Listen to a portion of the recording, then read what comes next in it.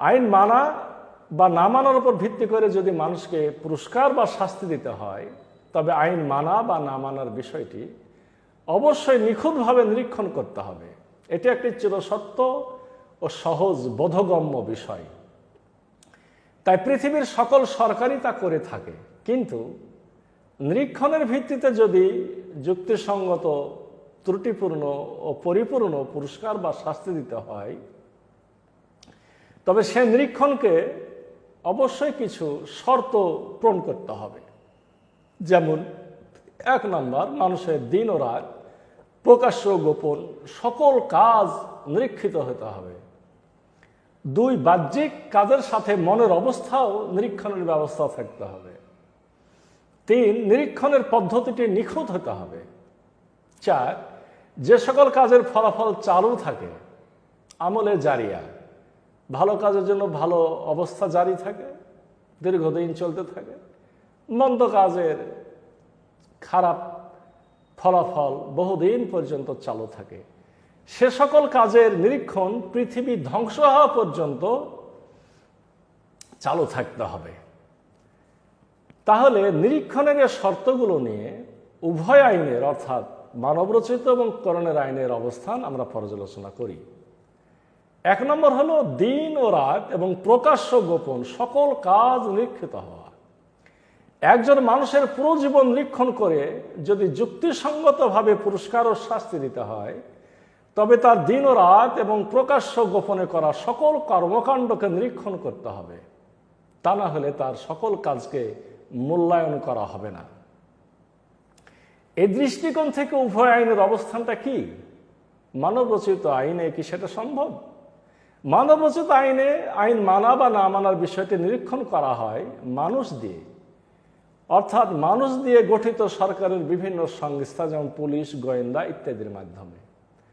ওই সকল সংস্থার সদস্যদের মাধ্যমে একটি দেশের সকল মানুষের দিন ও রাত, প্রকাশ্য গোপন সকল কর্মকাণ্ড নিখুঁতভাবে নিরীক্ষণ করা অসম্ভব। তাই পৃথিবীর কোনো সরকার বা সংস্থা তা করতে পারার দাবিও করে না। অথচ কোরআনের আইনে এই অবস্থানটি কেমন? কোরআনের আইনের প্রণেতা জানিয়ে দিয়েছেন তার সরকার, এটা আমরা বোঝার জন্য সরকার শব্দটি ব্যবহার করছি, তার সরকার মানুষকে পুরস্কার বা শাস্তি দিবে 2টো স্তরে, প্রাথমিক ও চূড়ান্ত।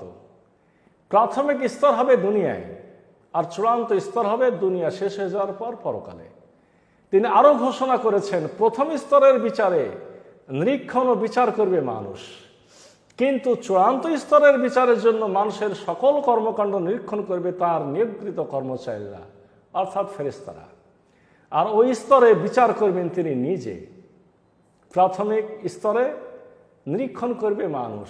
তাই কোরআনের আইনের প্রাথমিক স্তরের নিরীক্ষণে দিন ও রাত, প্রকাশ্য গোপনে করা সকল কর্মকাণ্ডকে নিরীক্ষণ করার দৃষ্টিকোণ থেকে দুর্বলতা থাকবে। তবে তা মানবরচিত আইনের তুলনায় কম হবে, কারণ নিরীক্ষণে নিয়োজিত কর্মকর্তা কর্মচারীদের পরকালের জবাবদিহিতার ভয় থাকবে। কিন্তু চূড়ান্ত বিচারের জন্য যে নিরীক্ষণ করা হবে তাতে কোনো দুর্বলতা থাকবে না।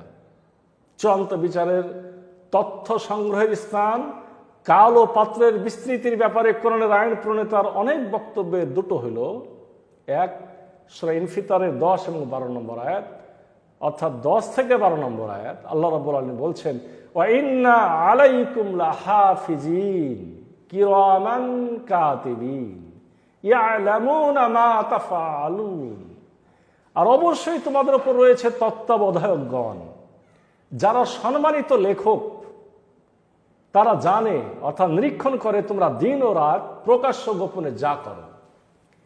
এখানে সম্মানিত লেখক বলে তত্ত্বাবধায়ক ফেরেশতাদের উল্লেখ করা হয়েছে, অর্থাৎ এই ফেরেশতারা সম্মানিত এ অর্থে যে তারা দুনিয়ার যারা নিরীক্ষক তাদের মতো ঘুষ গ্রহণ করেন না।